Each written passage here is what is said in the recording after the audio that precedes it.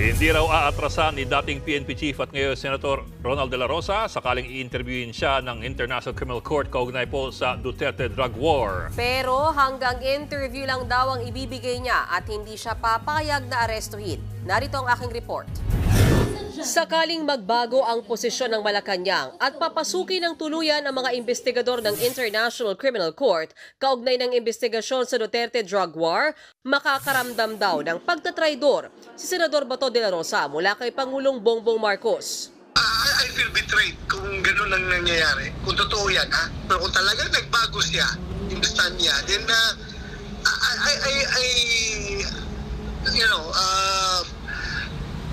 masama ang loob natin. Matatanda ang sinabi ni Bato dati na pinangakuan siya ng Pangulo na hindi papasukin ang ICC dito sa Pilipinas. Pero kahapon lang, sinabi ni DOJ Secretary Crispin Remulla na hindi nila haharangin ng Interpol sakaling maglabas ng arrest warrant ang ICC laban sa mga drug war suspect at ipadaan ito sa Interpol. Sinabi rin ng pamahalaan na hindi nila pipigilan ng ICC sakaling direktang interviewin sina De La Rosa, dating retired General Oscar Albayalde at 3 iba pang suspect sa drug war. Ayon kay Senator De La Rosa, wala pa siyang natatanggap na komunikasyon mula sa Interpol o ICC. Kung meron man, handa raw siyang magpa-interview. As a normal human being, hindi naman ako bastos. Kung merong magtatanong, sasagutin ko rin yung tanong. But it doesn't mean that I submit to their jurisdiction.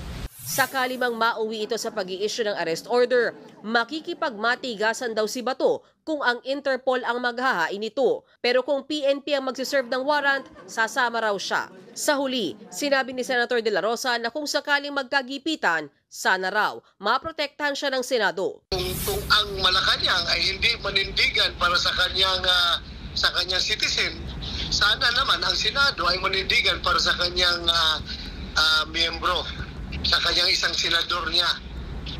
I just hope things will go that way.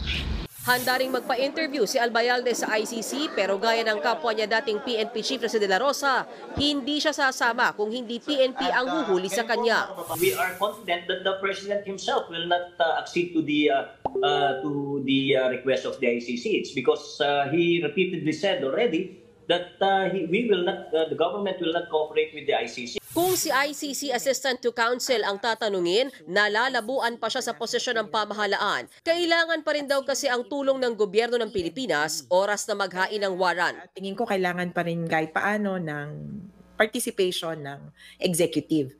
Ang DOJ, kaya siya mai-involve dito dahil nasa ilalim nila ang NBI. At NBI, ang tinatawag na parang liaison dito sa Interpol. Ang Interpol po ay hindi pulis pangkalawakan. Kaya hindi sila tipong pupunta dito tapos manghuhuli ng wanted na tao. Mga kapatid, Lucy Cruz Valdez po, maging maalam at may pakialam sa mga napapanahong balita sa bansa. Tumutok at mag-subscribe sa News 5 social media pages.